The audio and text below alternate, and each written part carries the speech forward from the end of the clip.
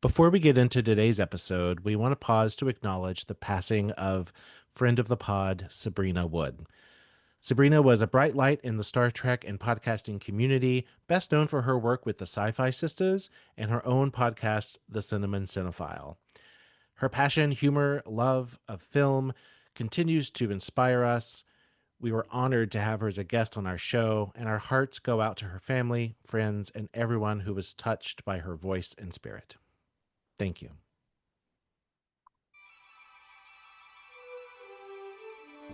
Hail them. Hailing frequencies open, sir. Hailing frequencies. Open. I don't know why I keep giving alien street food a chance. It's always such a gamble. Captain, we're being hailed. On screen. Hello, and welcome to another Hailing Frequencies Open podcast where we continue to trek through the past and future of Star Trek. As always, I am your host, Mike Jones, and joining me here in the Zoom studio today, he learned that her work meetings are better than his and is jealous and that he's never invited. It's Damien.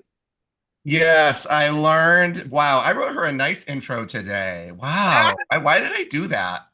Yes, I'm super jealous. I'm super jealous of her cool meetings. But really, honestly, I'm just excited about our guest because I promise you that I definitely bought the Star Trek: The Next Generation companion when it first came out in 1990. Absolutely. Well, you've already heard us refer to her. Unlike Damien and I, she discovered Trek as a grown-ass queer woman. She is not afraid to tell the lifers when we're being psycho. It's Lenita. Psycho? I don't know if I would use the word psycho. I would say, a little extra zealous about things. Like, can you let that go? But I understand your formative years. It made a deep little wrinkle in your brain. It's true. It was nice in my intro today. I didn't, what? You don't need to be invited. It's fine. I'll tell you all about it. Well, fan is short for fanatic, so I think that we represent that pretty well. And without any further ado, I'd like to introduce this week's guest in the same way that he was introduced to me some 30-something years ago when I flipped to the last page of the Star Trek: The Next Generation companion. So I'm quoting, Larry Nemecek is a former reporter and now entertainment editor of the Norman Transcript, a daily newspaper in Oklahoma University town, an area where he was sooner born and sooner bred. That bio is from 1992, but you may know him from his podcast, The Trek Files, or from Portal 47, or maybe you just know him as Dr. Trek. But you can call him a Trekophile. You'd better spell it with an F. I'm happy to welcome Larry Nemecek. Oh, Mike, that's awesome. Thank you, guys.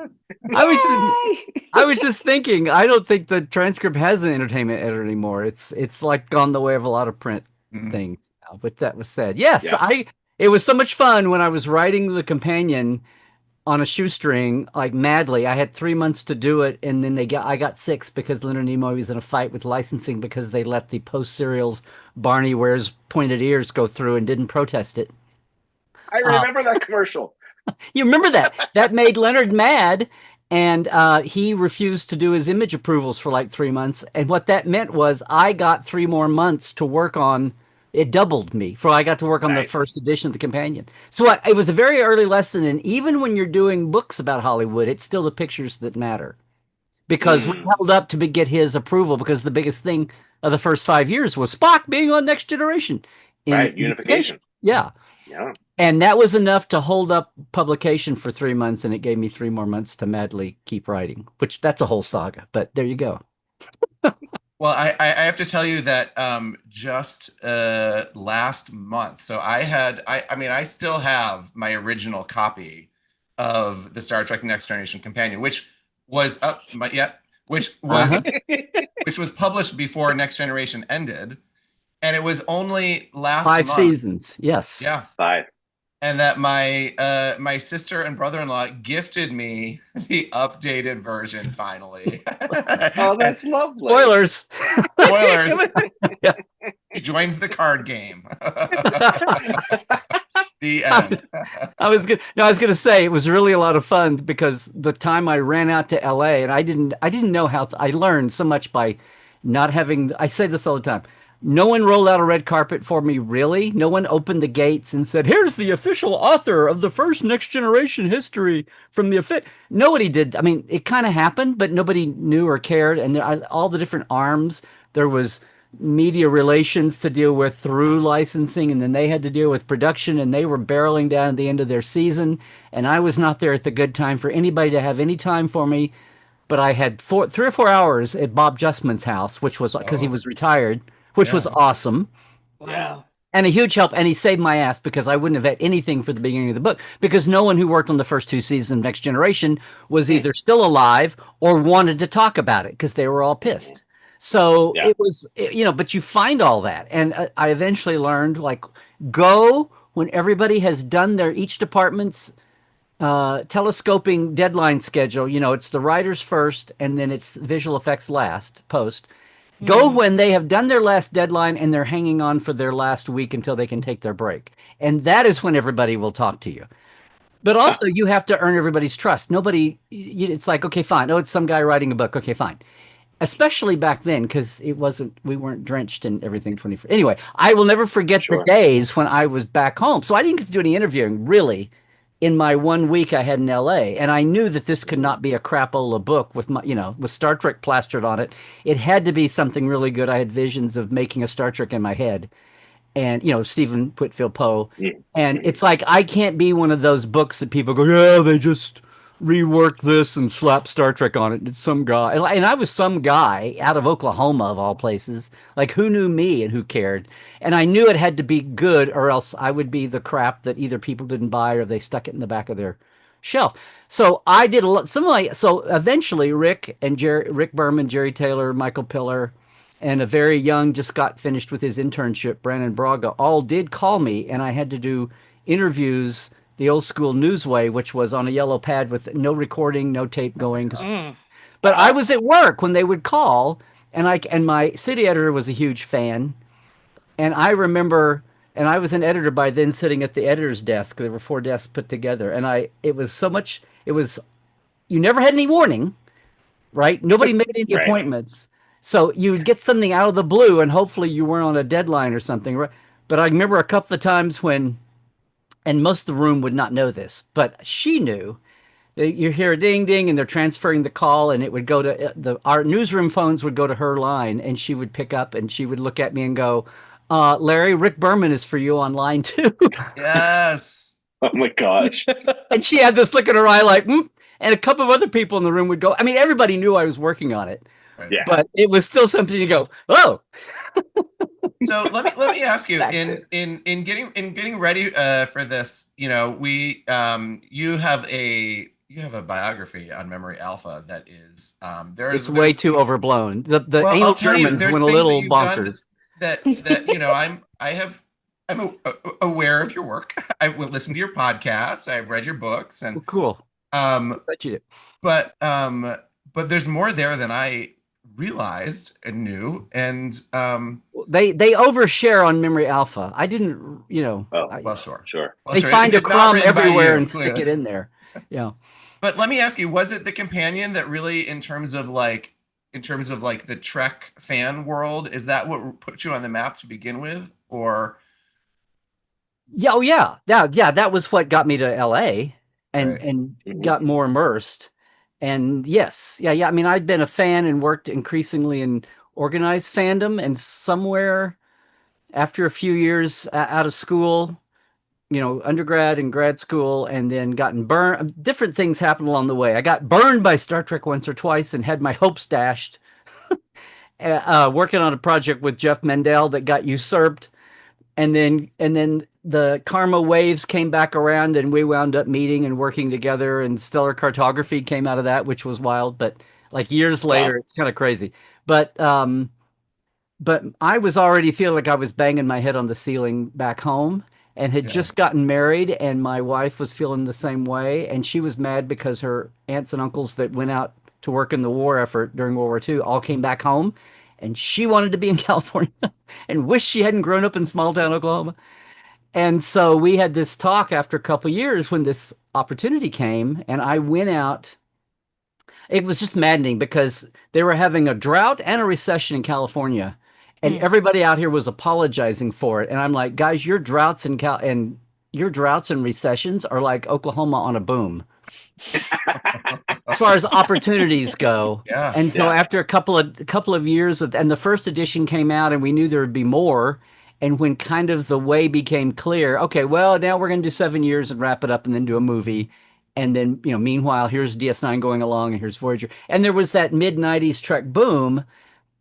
And I was going, well, I've done this. And the first one sold huge. Mm-hmm. It kind of blew the doors off. And Pocket was very cautious. They underprinted Mike and Rick's tech manual, and they underprinted mine. They would do like 5,000 copies at a time, and they would sell out.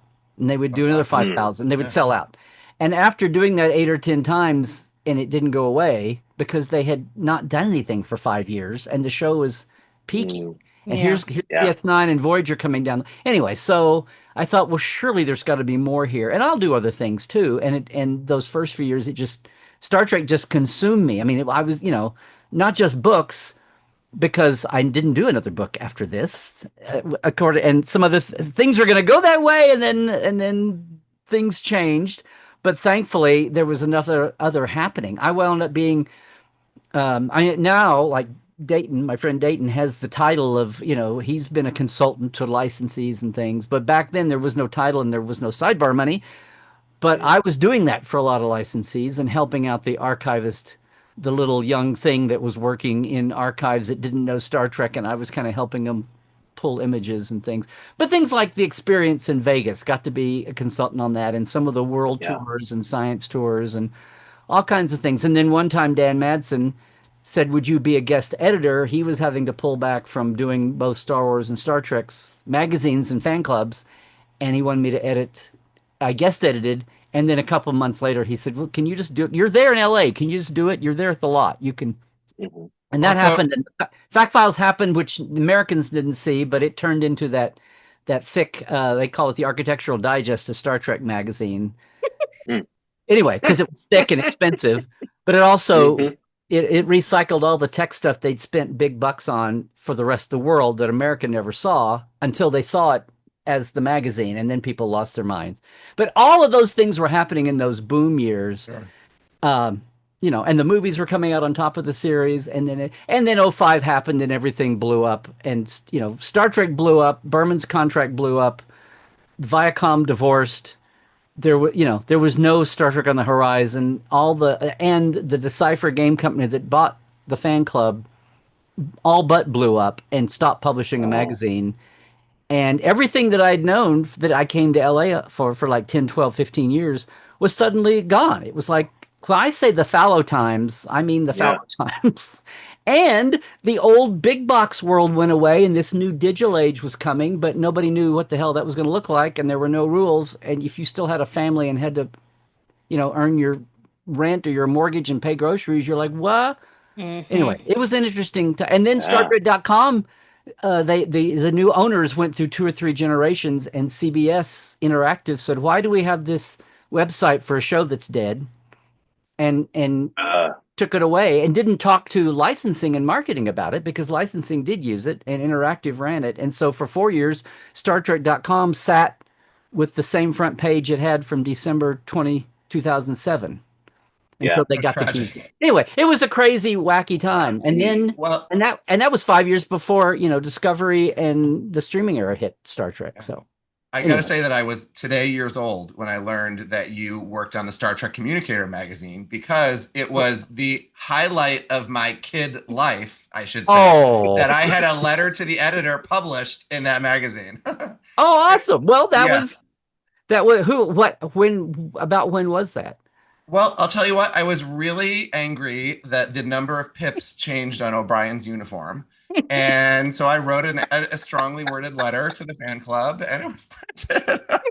So that should date it around, 93 maybe. Okay, so. Before I came in about 90, 97, 98. So it was Oh, from my okay. time. But no, that was a great letter. I was going to say, so you were upset about O'Brien's pips changing and not about Tuvok's and Paris's pips changing. Correct, because it had not happened yet. And well, it wasn't O'Brien. It wasn't just the pips. It was like what they called him. Yeah. Totally. Like what? Like we weren't paying attention? What? There's details. We pay attention to details here. And see, this is we talk about when fandom. This Yes. one, writing letters in. I was a small child and I didn't understand what reruns were. So when they said next week on Star Trek: The Next Generation, I was like, "Excuse me, we saw that last week. What the hell is going on?" My mom said, "You should write a letter." Do you think we're stupid? What do you think you're going to pull over on us? We've seen this before. I've seen this all before. Yes. Yeah. Yes. No, it's it's great being young and naive, but then we have lots of adults running around who are naive as well. So anyway, we're talking about history today and going back and all that, but it is kind of interesting. We've come a long way. Like if you would watch video of, because I didn't, I was in the middle of the country going to a Star Trek convention. When I heard about them, they were always in LA and New York or even Chicago. To me, Chicago was back east because it was a big city and it was on the edge of the country and it was east of me. I didn't think about Illinois and Chicago being when you were a little kid, the big cities were all in the east except for like LA and San Francisco and Seattle, and they were out west. But they were nowhere near you, and that was the main thing. And I didn't think I'd ever see a convention, or a convention would come to me that was big enough to have actual actors in it, much less. I mean, you come from there, and everything as a fan you knew was when I was just looking. I just had Jeff Mandel's scrapbook when he was a kid and was cutting things out of TV Guide, and they would have like a little 2-line blurb in TV Guide or in your local paper. Well, there might be a Star Trek movie. Oh no, it's been canceled. That whole 10 years. Like you were living and dying by. There wasn't even Entertainment Tonight. The kids don't understand. You said TV Guide. They don't even know what that is. Children, a TV Guide is a booklet that came out weekly that had the schedule in it that tell you what came on TV, what channel and what time. Not the guide on your TV. It literally said ABC, CBS, and told you the times. Continue, sir. And had had articles about things. Yes. Yeah. And in your little burg, you would hear what was going on in New York or Washington or LA about things. And you heard about the family access rule, or you heard about the violence, oh, everybody got shot in 68. We're going to take violence out of Saturday morning or whatever it was, Right. And, but no, I do this all the time on Trek Files. It's like, okay, we're talking about the paper and stamps fandom. We're talking about paper and stamps internet. And like the Well Committee, this is what's hard to get across to people because it's not just Star Trek. We have a whole pop culture nerd revolution. And I don't want to be chauvinist here about Star Trek, but in the original gatekeepers, and I don't think we're talking about what almost didn't happen in Next Gen yet, but the original gatekeeping in fandom was all the old school litcons, or as I say now, the litcon snobs, who didn't work. Nobody thought about sci-fi on TV or movies. If you got something decent, it was a miracle. If you got a Forbidden Planet, or you got a Day the Earth Stood Still or something, or War of the Worlds, that was amazing because the other 98% was crap, right? Right. Whatever. And TV was even worse. And then you got Twilight Zone, which was cool, but it was not hardcore sci-fi. It was allegories and it was no regular characters. It was something different every week. There's a word for that. Anthology? Anthology, yes. Ding, ding. Mike?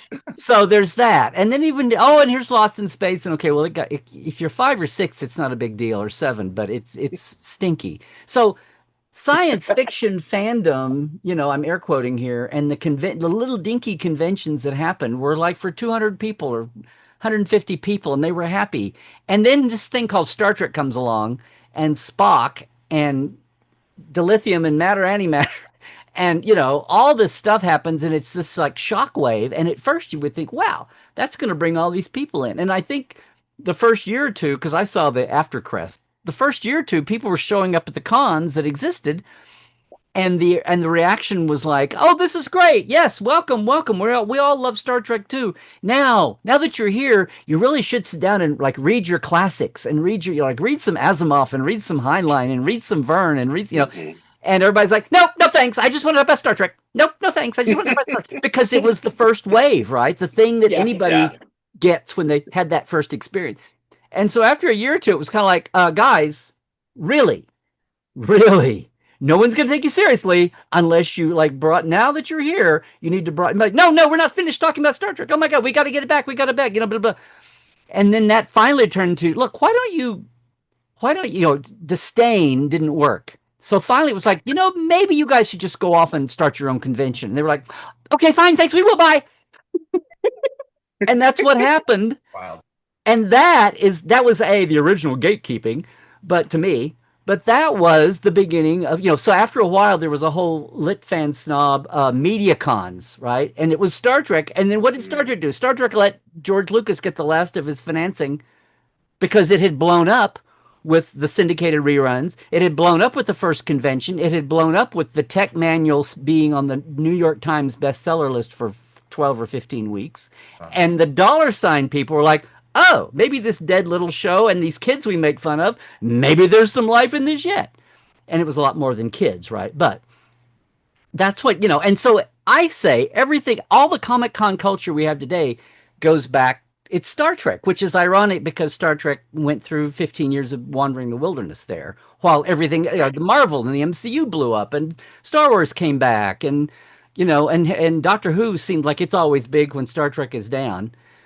Everything else blew up while Star Trek was away, and then Star Trek came back, and it was like, now we have a whole generation of people that don't know. Not that it matters on one level, but it's just, let's be honest here. It's like Star Wars onward, it was ripe. Maybe it would have happened another way, and not that it's a contest or anything, or no one's keeping score, but look what sparked this. Yeah. Now, well, let me ask you before we get into the actual, because I know, here I go. We wanted to talk about early TNG history. Yeah. But before we do that, and I promise we will, I want to touch real quick on the Trek Files and your podcast and how it came to be that you are the keeper of all this archival material and how you got access to it and what just explain your format and how that came to be, maybe. Right. Well, this is very simple. I'm not the keeper of the archives because the archives are all at the Roddenberry Entertainment offices. So I think most people know that Gene, like Bob Justman and like other people, donated a lot of their material to some libraries. So Gene's basic original series library is at UCLA, like the really personalized, like notes on paper and that kind of thing. And a lot of documents and memos and things are down at the UCLA library. And apparently, and I've never physically been there, although I met the librarian a few years ago, but archivist. Apparently, in the early days, no one got it, and a lot of material walked away that nobody was paying attention to, or some things walked away until they started clamping down and going, "Oh, we're losing stuff," and they kind of applied a real rigorous, security thing. Not to be hardcore about it, but no, you need to be hardcore about it. You can't just say, "Okay, here's the door." It needs to be in the restricted section, where nothing gets copied, nothing leaves. Hello, gloves in. And it's sad that the whole no copy thing happens, but at least now we have digital cameras. We can take decent things. In the old days, everybody had to do their notes. Correct. But the point was, and what I didn't know. I mean, I'd known. I got to meet Gene once. Before we moved to LA and before the companion happened, I started to say before he died. Well, hopefully, but I knew Majel, and when we moved, and Janet, my wife, was worked on Voyager for 5 years. Lolita Faggio was good enough to say, "Well, you're a competent business person. You're a fan, but you also will keep your mouth shut, and you're a competent business person and an office person with some office degrees." So she got to fill in, and then went on as the assistant script coordinator, which used to be the script typist, but now they do all kinds of duties beyond that, and for Voyager. And then when the person having that went away with Michael, while they were with Michael Piller doing Legend, and then when Legend didn't sell, and Michael kind of came back, Jana didn't come back, she stayed with Michael as assistant. So Janet got to be permanently there in the Hart Yeah. building with the writers and was there for 5 years until she went bonkers. Till Brannon was the showrunner and went bonkers. Fascinating. But oh, I went down this for anyway. That was a lot of stability for us and let me kind of get my legs under me and do all this. But because of that, she was an employee, and Majel and Gene used to have the parties like 3 or 4 times a year, and we got invited out to the house. And even before I was doing the magazine, I was still helping the convention I started back in Oklahoma City, ThunderCon, and we had Majel and Raina, her assistant, come out and was a guest, and that was good for facilitating people. But knowing Majel, and then Rod was like the rebellious teenager that had wanted nothing to do with his parents' work until his mother got a little older, and then he went, "Oh, I need to take on the family name here." Right.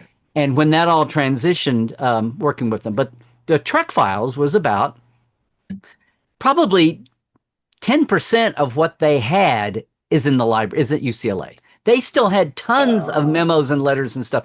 And it was in boxes and cartons. And after his mom died, or toward the end there, they rented an office. They started Roddenberry Entertainment. Lincoln Enterprises transitioned to roddenberry.com and for a new era.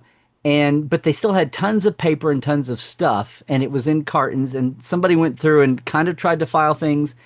And then a few years later, they hired somebody else to go through and file. But it basically came down to in the teens when they were looking for a mission. One of the missions they were looking at was, podcasts were starting up.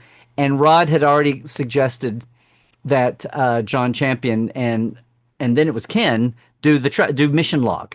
And then that was kind of the first one. And then they were going to do a live thing or something. Anyway, the second, and they inherited a couple other ones that came under their umbrella, which have now gone away. But Women at Warp and not something one. Oh, I've gone by Priority One. Those have since ended on their own and gone away. And meanwhile, the Roddenberry home library has gotten bigger. But the Trek Files was the second podcast because Rod said we have all of these things sitting in these file cabinets. They're not getting to air. They're not in a library where even a few people can see them. We need to air them out. We need to get them out, and we need to do it in a smart way. And he said, I think I want Larry to do it. And this was 2017 and 2016. And John Champion was working with them on Mission Log. And they were talking about how to grow their little network. And, it was a big thing. Everybody had networks. There was the Trek FM network, and the Trek Geeks had their network, and everybody was adding titles. And and they said, we need to do this smartly. What are we going to do? And he said, I want Larry to do it. And I want to pull something, get something every week and get out and have a guest with it. And John's contribution was, I think let's make them just 15, 20 minutes, 25 minutes. Don't have the beloved, and I'm saying this, knock wood, on you guys, on me, on my live show every week. Everybody else wants to talk. Right. And John's thing was, let's just make them 15, 20 minutes so they're bite sized for commuting, or, and if you want to listen to 2 or 3, then you can. Yeah. But It's let's smart. have it do that. And also let's take advantage of guests not wearing out our guests. And then so they came to me and said, Larry, would you want to do this? And I said, hell yes. Yeah. And then I said, my thing will be that when we have guests, and I love fandom, but my thing as a kid was reading the magazines and the semi-pro ones, especially like Trek magazine and then the Best of Trek reprints and all that. And I would read so-and-so's, well, I have many points of many things that I would do my way. But one of them was, I'm all for fans sounding off and talking, but I don't want to read articles about what one fan person says. I want to know, I want the horse's mouth. I want to know, and now we've lost a lot of them along the way, but back in the day, we still had most of them. And I said, I want to hear it from the person. I don't want to hear some fan interpreting something. Interpreting. So that was my thing. I said, if we do this, let's have somebody who is from the Star Trek family or from the industry or is actual family to the Star Trek family if they passed and do it and talking about it. So that was, and we started slow, but that was the roots. And that was I started doing Trekland Tuesdays live in 2017. And the Trek Files was 2018. So we just finished 13 half year seasons, and we just started the 14th season with the 35th anniversary of Where No Man, the second pilot, and George Takei was our. We had a call sheet. Yes. And so Yes. yeah, but that's no, the I idea. literally just listened to that the other day. Yeah. Cool. Well, cool. No, that was great. And then we, finished up last season. We did the anniversary, the 35th anniversary of. What did I say? The 60th anniversary of Where No Man, and then the 35th anniversary of Mr. War Fire, and Best of Both Worlds Summer that blew up Next Generation. Yes, and you had Ron Moore on, which was fascinating. Yeah, talking about I said I saw him at Yuri's night. Thank you for doing 2 parts, because 20 minutes was not going to be enough for me. I said, come on, Trek Files. He said, yes. I said, what? Do you have I said, we could do all the routine like what you did, or is there something off the wall as a fan you'd want to do? And he goes, let's do the Inside Star Trek album from '76, because that was really important to me as a kid. Yes. And I said, okay, awesome. Let's do that. Great. Let's do that. And it's still around. People can still get it, right? So we had a great run of episodes here lately. So yeah, it's either been we find a piece of paper, battery 15%. Charge your glasses for full functionality. Mike's glasses need to be charged, everybody, to be clear. Sorry, my glasses. I was like, do I need to plug in my iPhone up here? What am I doing? I can't believe that went through. That was perfect. I love that. Perfect. So the Trek Files started off as let's find a piece of paper and find someone to go with it that's cool.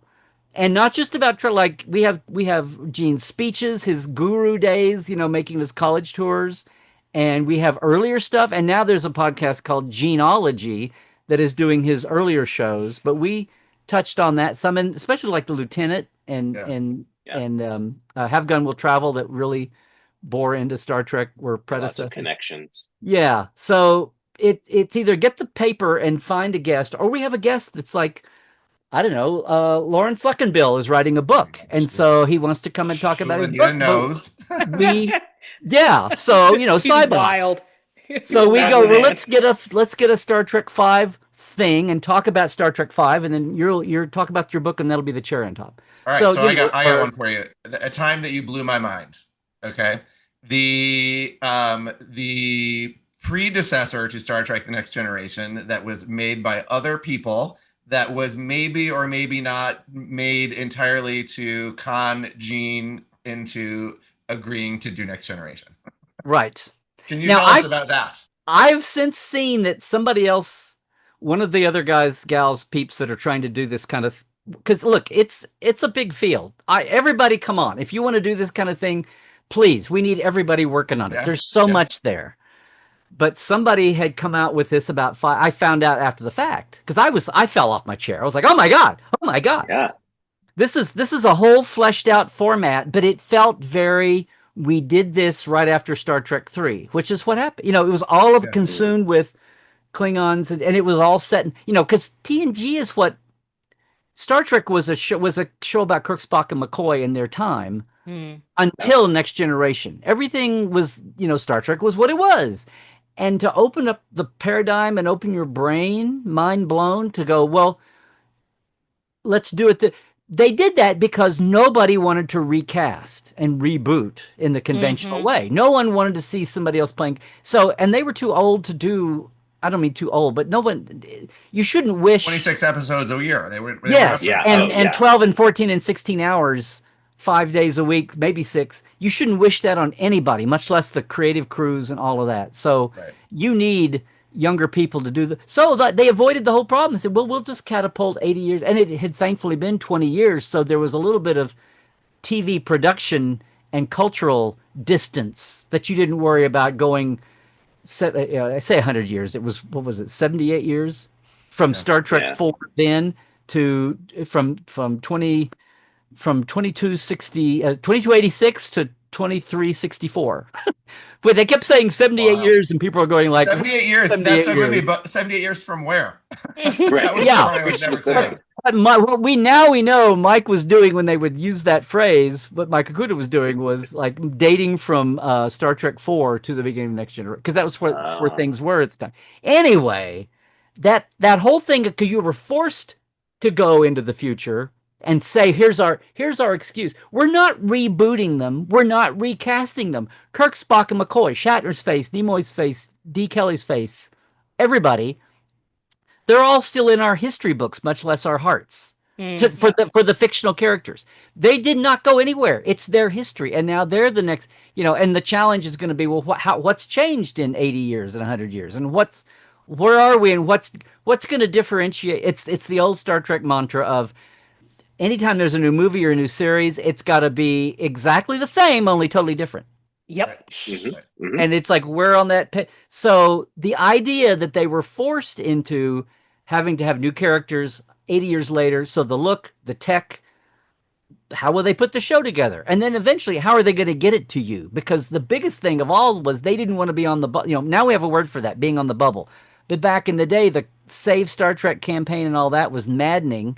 And they're like, look, I think we proved something in 10, 20 years. We didn't only just have a TV show that came back. Now we've had movies that are the opening box office breaks every time we have a new movie. And they didn't even know about 4 yet. 4 had just happened, and it was huge. So huge. It's like, we shouldn't have to put up with this crap.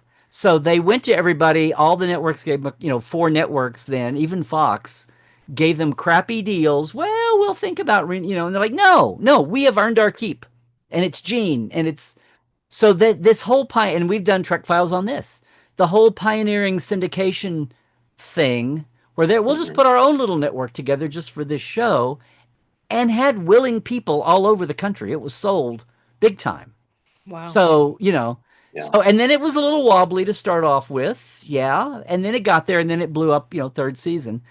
But that all happened because they were kind of forced into doing it. And then it turned out to be and then when it happens, suddenly after a little bit, the old a lot of that hardcore, I'm going to say the fanfic people who were such Spock lovers were like, you're just trying to erase our people. It's like, no, we're not. No, we're not. There was so much. They laugh about how the worst enemy of any new Star Trek is old Star Trek fans. Which is still very true. It's very some things never change. We know those people. And then it takes a while for the new generation to find itself and finally outgrow the last generation, hopefully lovingly, but But anyway, that it took a while for all that to come together and them to find their footing and the new audience to find itself, and it all blew up with the best of both worlds summer. It all just kind of coalesced and went woo. And it was now in all of your sort of research on all of this, who do you feel like was the real brain trust in the embryonic stage, like what we ultimately knew as like TNG? The show? Yeah. Okay. Well, I said real quick. So that first version, I think they knew that, and Gene had just done a new deal, but I think they were hoping he would just take his whatever 20% of the show or something and go home and sit and enjoy it. And now, do you think they were actually trying to make that show, or do you think they were trying to use those? No, they spent time on it. They're one of the people involved with it. I tried to get them to talk, who I'd never talked to before, who wrote a couple of the first season stories on the TNG that eventually happened. Oh. And I said, let's talk about this. I said, I'd love to talk to you about how this was made, and he's like, no, I've been screwed by Paramount once. I don't want to talk again. Still. Wow. And so, no, I think it was deadly serious. They put a lot of time and sweat, and we had you see it. It was a whole show, but it was very much, it was set in that immediate era, right? It was all Klingons and Federation and then a few other alien, but that was the big tension. And it was still, and it was still 86, and we were still in the Cold War with Russia. So on one level, it was still kind of there, but Gene's point, and he was, it was like, this, we have to get beyond this. Oh, what's going to happen between the Federation and Klingons? Ooh, here's a whole new story paradigm. We're going to put Federation people on Klingon ships and a Klingon representative on a Federation ship. What a detente kind of thing to do. Like, it's like, well, that's a start. Like, we need to do that times 100 to have a new show. Yeah. What else happens? And they were still writing, the descriptions of the women, were still horrible. Being complimentary, but still, quote unquote complimentary. Yeah, quote unquote complimentary on their appearance. Well, there was one in the original. She was screamingly beautiful. Yeah, something like that. Yeah, kind of.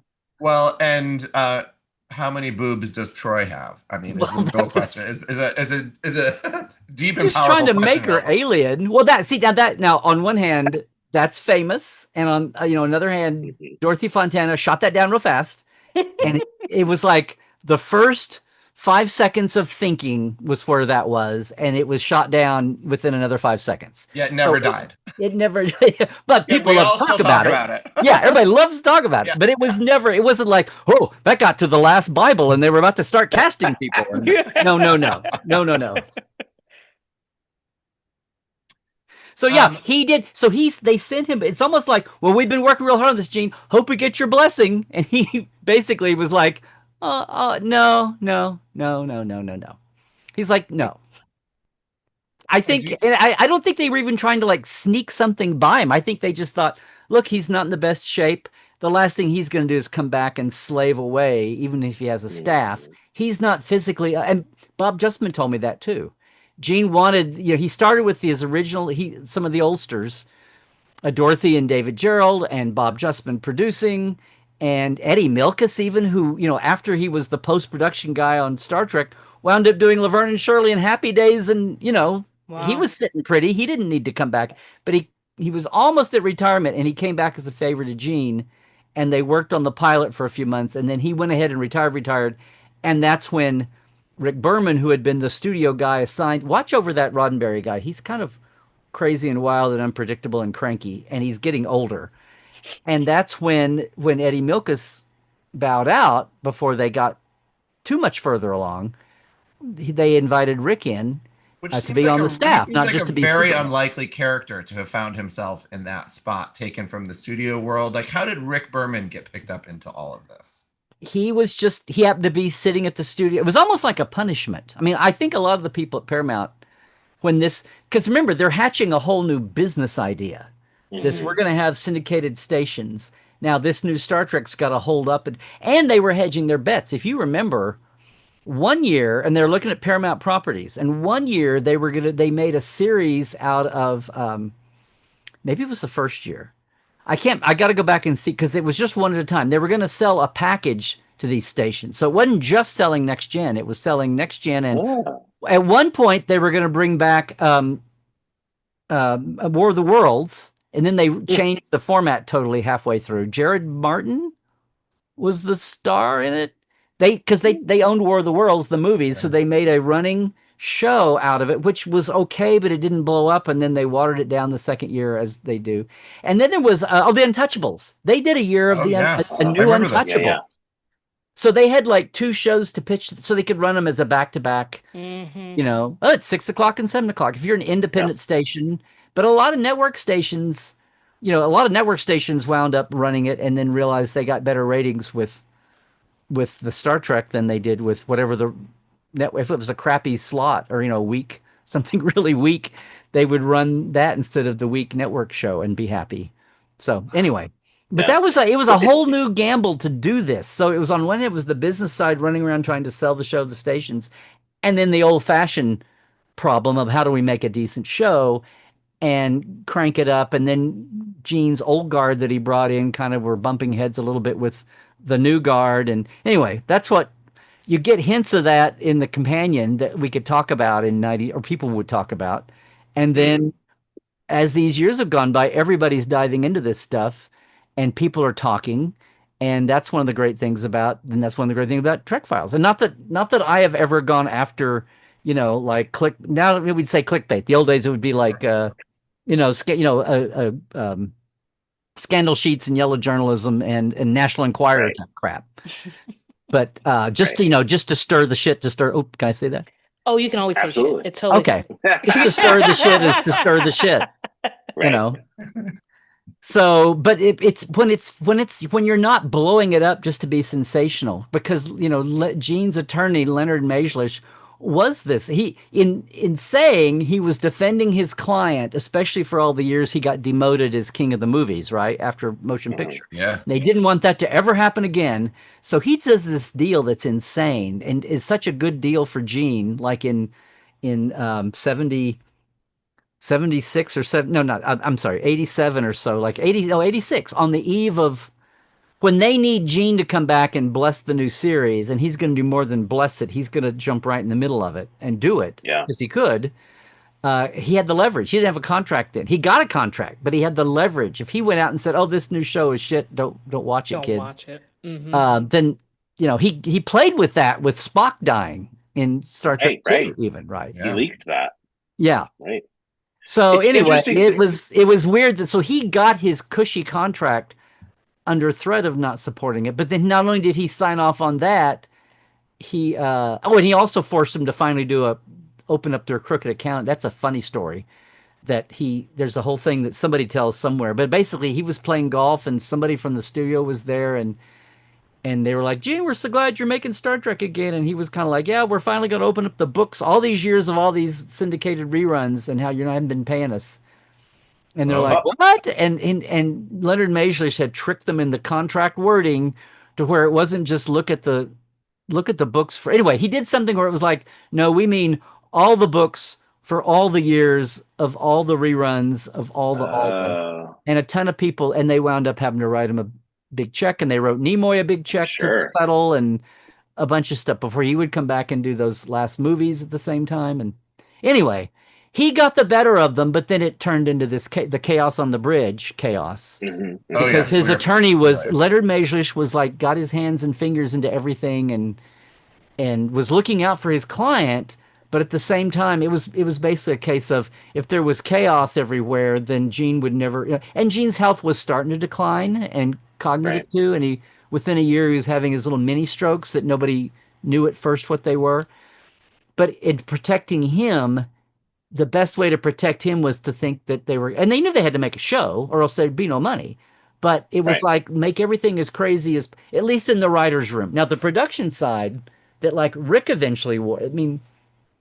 They had to, they eventually had the well-oiled machine, but they still went through people. They didn't have Marvin Rush as the DP until third season. And, they went through different directors. In fact, that was a shakedown time. And Bob Justman was old, but went ahead and retired finally halfway through the first season. And then he stepped totally away after the first. And he was always beloved, but he helped get it launched. And there's a reason the first season looks people say it looks kind of TOS-y. Yeah. That's kind of, they were coming from where they were and Bob was, Bob still thought they would have the cyclorama planet set and that would be good, where they, anyway, it was crazy the first couple of years. And then it's like when Gene's health went down and he was there less and Michael Piller came in third season and it was insane because of the chaos. But by the end of the year, they had things settle down and then that's again Best of Both Worlds blew up and it came up. But yeah, that was all that stuff with that first draft was all very intentional. And that they wasn't like, let's be really bad and make Gene come back. They were like, here's what we're gonna do. We're ready to go. What do you think? And he was like, they didn't expect him to rip it up and say, "Oh no," and I'm exercising my new contract to say I'm gonna come back and line produce it. And they're like, oh my gosh. Oh, okay. And they couldn't, and they did. It must have been like a pressure cooker because not only with the syndication model that they were creating, not only are you selling it to like some advertisers, you're selling it to like all of these stations across the country. So talk about it has to be marketable. Even in creating the characters, you have to think about what's going to sell, both in the South and out West, and it's interesting to me how the characters evolved through those early drafts, from Macha Hernandez and Leslie Crusher and, those early versions of the characters.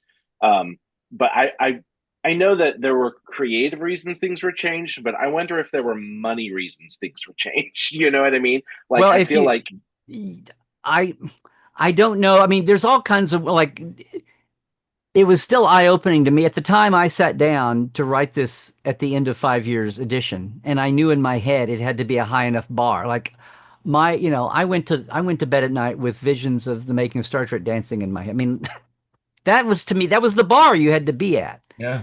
And those are the holy scriptures. We had 3 months to do this. I got the word in like February and I was supposed to turn it in, I don't know, by April or June or something. And somehow I got until August or September.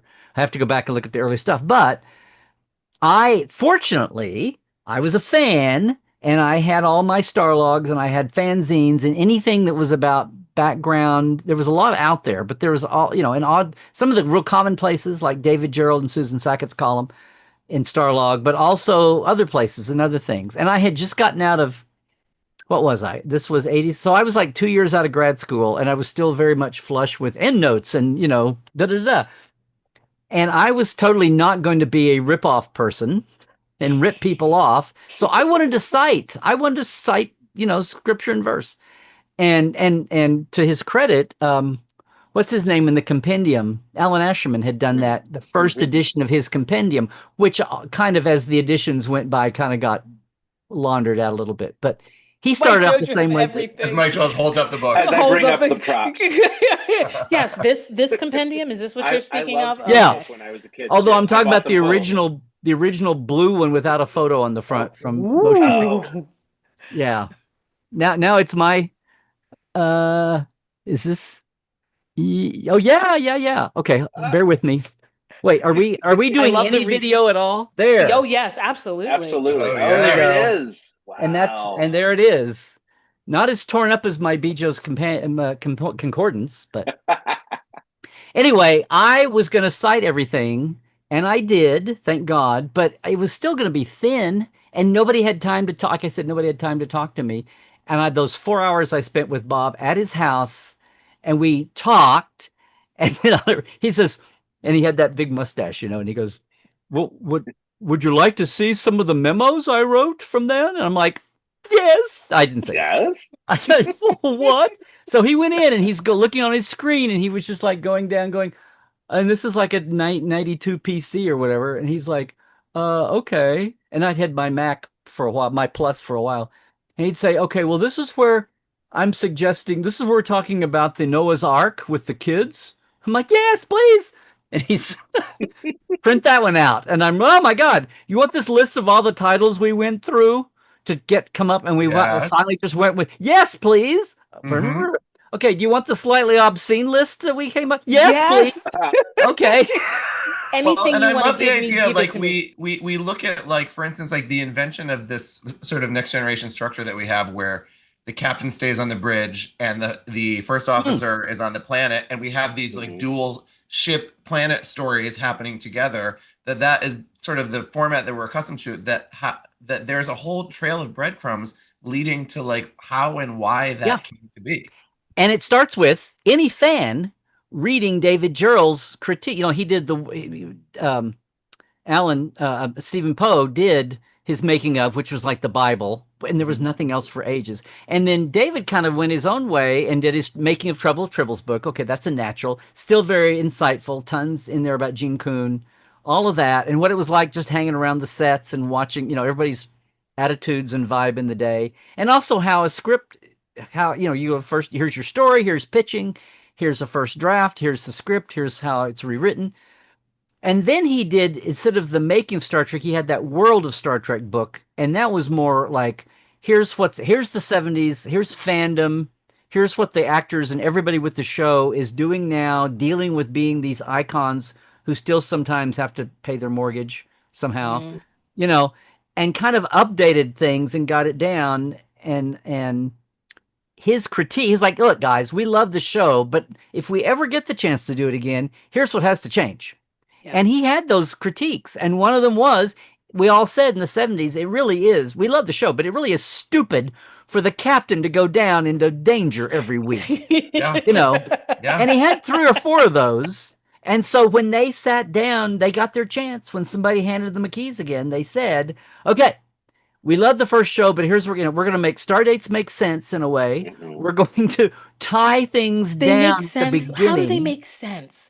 I still don't understand Stardate. That is the one thing, like, I understand stuff, but Stardates, zero. Okay. Maybe I need to read the background. This will make you feel better, Linda. Okay. So the original series don't make any sense. They kind of start here and they kind of lurch along until they don't. And then the animated series kind of picked up on that and kind of went along. Mm-hmm. And then the movies would just go a little further along. They do. The original, but Next Gen, they sat down somewhere between David and Mike Okuda. They all said, okay. They started very arbitrary. This is so funny. So it's the 24th century. So we're going to go to a 5. Remember, a lot of this was about how are we different from the original series? Still the same, but different. Well, it's 100 years later, so now we have 5 digits in the star date, not 4. Okay, Right. whatever. Okay. And we're going to start it with a 4 because it's the 24th century. Well, okay. And then the next digit is what season it is. So all the first season star dates are 4-1, blah, blah, blah. And then they go from 000 to 999 over the course of the season. You're actually And then breaking when we my come brain back here for with this. second, say what? You're actually breaking my brain My here brain. with this. See, And that's then why I season- asked the questions. So season 2 starts with 42 XXX 000 and goes to 42999. So what finally somebody realized was like, oh, so what we're saying basically is a year is 1,000 star dates. And it's like, oh, okay, yeah. So you have 3, like, so Terran, Sol 3 calendar year is 365 days in a year, or 366 on a leap year. So 366 is to 1,000. So you'd set up a ratio. So by late TNG or early Voyager, Mike Okuda was doing a memo and then writers would mess this up, and they would kind of talk about, well, like, really, when you're writing your script, don't worry, we'll help you with this, but you can progress a star date. They would say things like, half a star date is a day, or a half a star, a day goes along, tenths of a star date is hours, which makes no metric sense or whatever. So that's the point. Yeah. So that's the point. Kind of, but basically Yeah. what people came, and what Mike finally did was he basically took the 1,000 metric to the 365 and said, okay, on January 1st, your start date is 000. And it can be 001 and 002. And then on January 2nd, so you don't have to set your episode to a calendar day from Earth. But if you Right. want to set out 26 episodes across 1,000 star dates, here's kind of what we suggest. And that's what it wasn't so much, I take that back. It wasn't so much about the calendar dates. It was like, so your episode 1 you could put your date in between 000 and what's 1,000 divided by 26? We don't do math on this show. I know, obviously, because I'm going to go right on. I fit right in. But that was the idea. So Mike would do a memo at the beginning of every year and say, okay, so if you're working on here's the 26 slots, so your star dates could fall in between here. And if it was a voiceover, if they had to swap places, sometimes they wouldn't fix the star date and it drove people crazy. Yeah. Or people said, okay, this technically happens before that. Or if it was only in voiceover and they'd made the decision, they could just, if it was just a captain's log and that's the only time it mattered. The time when it would matter is if they tried to put a star date like in an Okuda in a graphic and it had been shot, Right. and you Right. actually could see it, So that was one thing, but that's tying down exactly what and we talked about this in the Trek Files, finding those memos and things. And, Mike came in as a graphic person, but wound up, thank God, being the subversive order of all the things that nobody in the big offices wanted to deal with, and wound up giving all this canon that now all the fanboys and girls who grew up to be writers or designers all take that and run with it. Like the ship names and classes and orders and the groupings of numbers and the rooms on the decks and what's on it. He and Rick and Andy Prober at the beginning, Rick Sternbach, they all worked out the general layout of the ship, but they were doing all this ahead of time. And see, none of that had happened with the original series. There was some, they knew the bridge was on top and they knew sickbay was in the saucer. And we still fight about where engineering at the back of the hull, primary hull, or was it down in the hull below? And it's been retconned down below now to make more sense. But they were going to say, let's learn from the original series on characters. Let's learn from the original series on just everything about the show. And then we don't have to hit people over the head with it, our writers and our designers, but we have it ready. So it's here if you want to use it. We're not making it up on the fly. And there'll still be stuff we make up on the fly, but we'll have more of it under control at the beginning. And that was part of the revolution in just the universe of things. And the tech, and coming up with we're going to come up and talk about what the parts of the warping, what are the parts of it, what's a nadion pulse and a phaser. I mean, we're going to talk about all this stuff and how many settings are and what they do and how destructive each one is from 1 to 16. And all this stuff is going to be there. So it's ready for you if you want it. And we're not come back a year later and screw something up because we didn't have a, and that's the big revolution of Next Generation. And it didn't come all at the beginning, but it got there. And then what you were talking about, I was lucky enough as a fan to have come across the casting, the audition sheet they sent out. Now they hide these things. But back in the day, if you were in an office and you saw the facts come through, and they send this to 100 casting agencies, and out of those 100, how many had a Star Trek fan in the office? Yeah. Right. So at least 5 or 6. So one of them gets it, they leak it, or they sit on it so they don't get fired by whoever if it got back to them, and they wait 9 months, and then they put it out, like smartly. But thankfully, I had that, and we could run with that. And you see Captain Jules Picard, and Riker with a Y, and Macha Hernandez, patterned after Vasquez from Aliens. Yeah. Right. And but now, a question for you: in all of these, we have these, we have a Macha Hernandez where there was a Tasha Yar and a Leslie Crusher where there's a, but are there? It's everything that you hear from this. It sounds like this sort of general slots kind of stayed the same in terms of like who the central are there characters who of the main cast who like fell off through the process or got added late? Do we know that? It's this one was and the relationships. I mean, some of them changed a little bit, but the other revolution that happened was Hill Street Blues was big, had just happened a couple years before, and L.A. Law and St. Elsewhere, the ensemble shows. Yeah. Were out, and that was a big thing because the original series was, as I like to say, was a lead, a second banana, and a bunch of other people. Right. And it's amazing that the actors and the characters came alive as much as they did, so that by the time of the movies, one of the demands, and the fandom had years to percolate, right, was you better not do a movie without everybody, and that was kind of a contractual thing. And you had Rand back, Grace Lee was back in the thing, so. That was kind of a thing with Star Trek. So when they sat down to make this one, by the time the movies had run, all the other little people had become just as part of the, you still knew Shatner was the lead and Spock was number 2, or they were co-leads. Or was it a triangle with McCoy? And, was McCoy in the bottom 5 or McCoy in the top 3? All that stuff you can get off, and some of it was the way they paid, their contracts or the way they did residuals. But by the time of Next Gen, you'd had this ensemble revolution happen, and they went, well, we got to be relevant. We have to be up with the rest of TV. We can't have lead, second banana, and all the little people. Let's have all, and we have to rep. And so you have, a handicap. You have a disabled person that was the homage to George LaForge. And you've got all that. And we're going to have more women in the cast. And all those kinds of things. But there was that whole thing over all the show. The design, the casting, the format was, it's got to be like the original series, but totally different. And they did not want to have captain, first officer, science officer, and then, medical officer. They didn't want to have every little slot the same. Now you had a captain. But David's thing about, you don't put so that was going to be it. And that was a thing. Well, we have a new rule that captains don't beam down until it's been cleared by somebody. Like the security chief or something. Somebody's cleared it. Because that makes sense. And that's thank you. And we're going to have, so now so they'd say we're going to split the Kirk persona between the captain. So Riker is like young guy Kirk and Picard is older Kirk.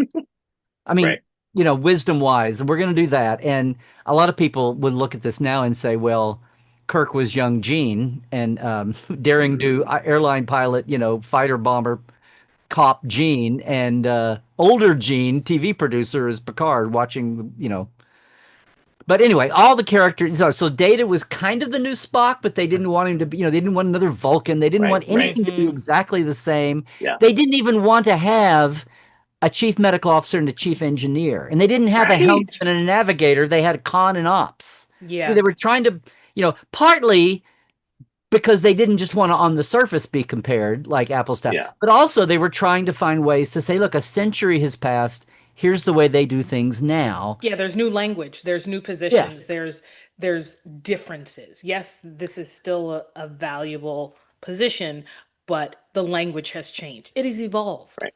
Yes. Right. No communications officer. You've got, but yes, all the standard little, and it felt less like the battleship submarine crew. And that was the other thing. It's been 100 years. They never used this on screen, but Gene taught one of the memos, somebody said it, and then they just used it underground. Technology unchained. We have the budget to do this. So all the stuff that everybody makes fun of now, the carpet on the walls, much less the carpet on the floor, and the kids on the families on the ship, and we shouldn't have to make Starfleet people like Starfleet in this century, even more so than the last time, because the last time looked a lot like World War II, Vietnam era military, in a lot of ways, vibes. Yeah. And one of those was they were still under the whole, if you wanted a family, man or woman, you had to pick career or family. You couldn't have them both. And if you tried to do both, one would suffer. Like your family's going to suffer, or maybe your career. Right. And they were like, no, you should be able to have it both ways. And then somebody said, well, so they're going to be out there with the dangers, and you're going to have your family with you and get killed, like Swiss Family, like Space Family Robinson.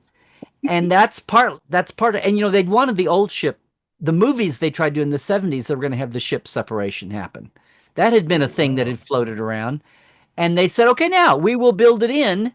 And that's what, if we get into battle, the families take off on the saucer, and the secondary hull was actually called the battle hull in a lot of ways. And the battle bridge is at the top of the goose egg underneath. Yeah. When the saucer comes off, the battle bridge is there. It's not in the middle of the saucer where it's like you're not going to get damaged. It's meant to be the command bridge when they separate. So they go, okay, well, if we got families, they all pile into the saucer and the other thing fights and it zooms away.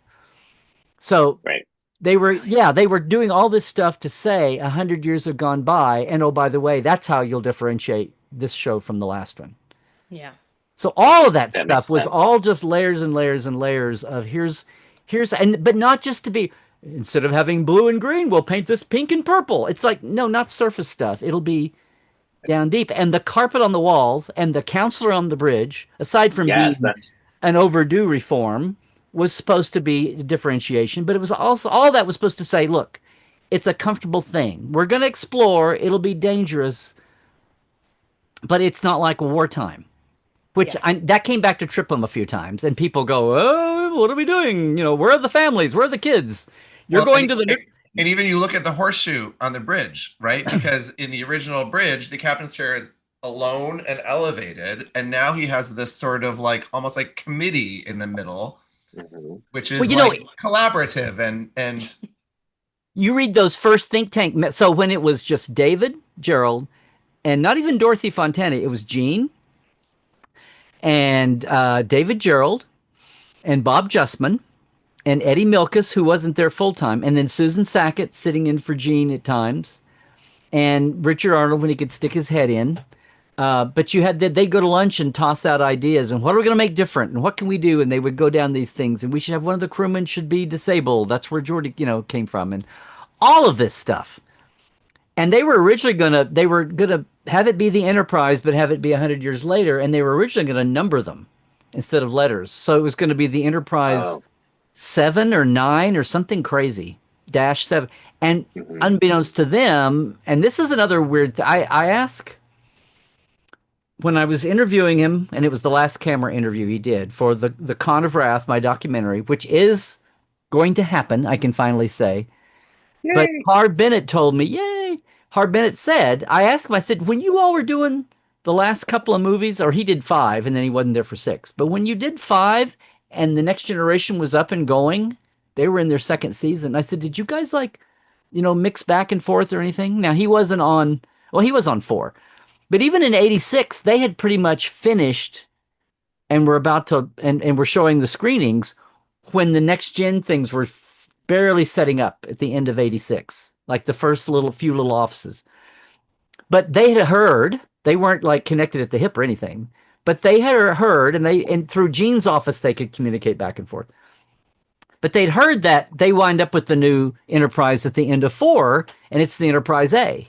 So the next gen people said, oh, well, I guess we shouldn't use a number. We should do that too. What should we think? Should it be the Enterprise J or and they finally said, no, let's have it be. They did some math and, talked to Mike and Rick and Andy Probert and said, let's have it be the Enterprise D.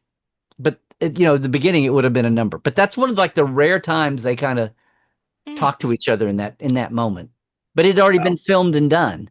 So they were kind of stuck Yeah. with it by the time they, by just a couple of months but anyway, it was just a very weird time. But those early people, after a few months of think tanking all this stuff and coming up with these characters and what are we going to do, and the holodecks emerged then because he'd wanted to do holodecks in the 60s and they didn't have the budget. And then they have him in the rec deck is in the animated series, but he talks about wanting them, and then and the world knew about it because Stephen Poe had put it in the making of and said, no, there's holographic cubicles to fight homesickness. That was the whole point of holographic things, was you would be homesick for your home world, and you could go in and act like you were at your, or training. And that was, they didn't say we're going to do complete telenovels and people could have holoddiction. Right. All of that, it would be a therapy thing. Anyway, and that Do and we the feel like counselor that- on the, Those brain trust folks, do we feel like they were, I mean, I guess, these are all unknowns in show business, but do we feel like they were in this with the intention that they were going to be with this show on the long term? Because they each fell off so quickly. Oh, well, we knew who they were. We knew David Gerald, and we Sure. knew Dorothy, and we knew Bob Justman, and Eddie, Eddie Milkus, and Eddie Milkus like I said, executive produced Happy Days, Laverne and Shirley, and Mork and Mindy. Mhm. And he didn't need all this grief. He was set for life, but he did, and then he got out of it when he saw it was off and launching, and Rick came in. So that was when kind of you started having the schism because they had to hire up a staff. New people came in the middle of all of it. Leonard Macias was making sure that nobody usurped Gene, like nobody, because he was worried about Gene's health and facilities, not failing, but just being a little off, so that some hotshot came in and took things over. And really just alienated his inner circle. Yeah, yes. Yeah. And to the point Tragically. where he was snooping in offices, and they finally took a case against him to the Writers Guild, and he was banned from the Hart Building and then banned from the lot, or at least banned from the Hart Building. But he was like going into offices and he was sending memos in other people's names. Like he would send things across to Rick, and they weren't in the Hart Building in the Cooper. They didn't have their final off. They were still in trailers, but they were anyway. It's crazy, that documentary, Chaos on the Bridge, and there were two levels. Yeah. The first season, the chaos was, and the startup was Leonard Maislich's, and then the second year was Maury Hurley fighting the way to being showrunner by the end of the first season, and then starting off in a good place. And they did have the strike at the end of the Writer's strike, season. yeah. But even by halfway through the season, Gene was fighting people on different things, and he was being a little Pollyanna about, and some really good ideas didn't get done because he was like, no, my captain is purer than that, or something. And people are like, come on, Gene, we gotta, because also, Guru Gene had happened by this time, talking to colleges, Gene the philosopher, Gene the futurist, Gene the guru, and the whole thing about our humans and our Federation people don't argue. They don't have personal differences. And they're like, what? So you have the writers coming in going, what? Right. What? Yeah. How do we have conflict how do you have dramatic conflict if you had to be us versus the external thing? And that's why they would have these endless, people would come in and pitch stories and only a fraction of them would get looked at, and they would be creaky. And they didn't do a writer's room the way we do now. Everything was like by memo, which means people are like dictating or hand typing stuff out and making copies. And it just kills me. And it's before, in the 60s, there were only like one or two writers and everything was freelance. So that's kind of the way you worked. But if you were going to have a room of 4 or 5 people and people sit in their offices and the memos just fly back and forth. So and Herb Wright was in the first season and he came back a little later. You have those in the archives, and we occasionally have gotten some of them out for the Trek Files. We'll do more of shows that we know about and the shows that didn't get produced. And there's a very famous one that was finally the reason why David Gerald left, his Blood and Fire, which was going to be the AIDS allegory at the time. Right. He sells it at conventions. You can buy the script.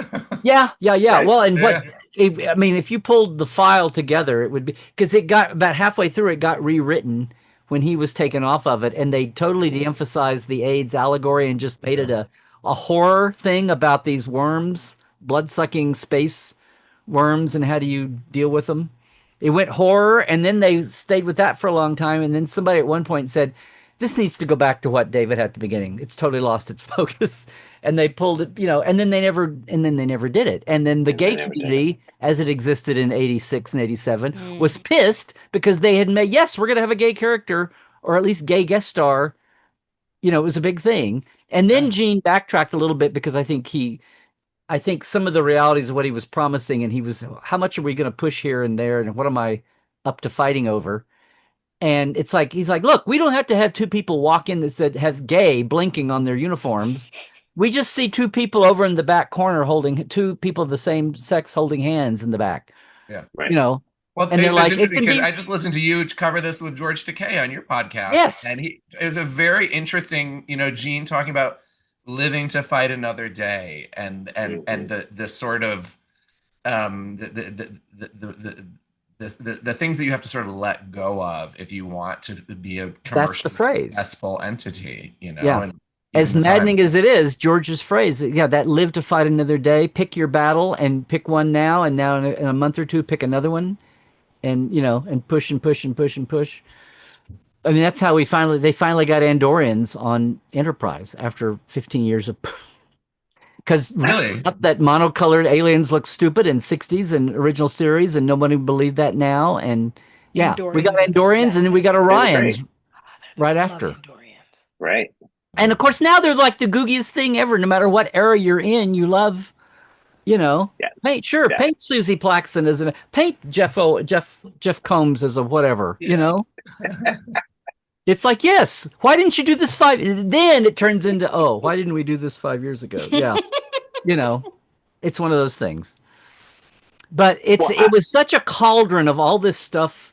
It's hard enough, as I said, like, can you catch the back of the companion, whoever wrote the copy for that said, can you catch lightning in a bottle twice, And that was the whole thing and Rick Berman would say this, the idea of it's a sci-fi show, it's a sequel to a sci-fi show, and then it's going to be on syndication as a sequel sci-fi show. And like the deck was stacked against them, and they started off creaky, but people were hungry for Star Trek then. Well, not the old loud 10%, not the fan fiction women who had been with Spock for 20 years, but everybody else was so hungry for this. They looked past some of the creakiness, and some of the stuff was very cool, and the effects were still on a budget, but they found the way using tape to composite. They found a way to get quasi-movie level, effects. Bob's Library idea would not work for the 80s anymore, and that's Rob Legato and then Dan Curry, and they wound up with two teams working, and they found a way to do it, and they found a way to have some big shows and then some little shows and have a budget, and then eventually they got to be digital edited, and then CGI didn't come in until late DS9 and mid Voyager. Yeah, Voyager, But they did find a way to step up that where it didn't look creaky 60s still. It had to be at least better than the 80s.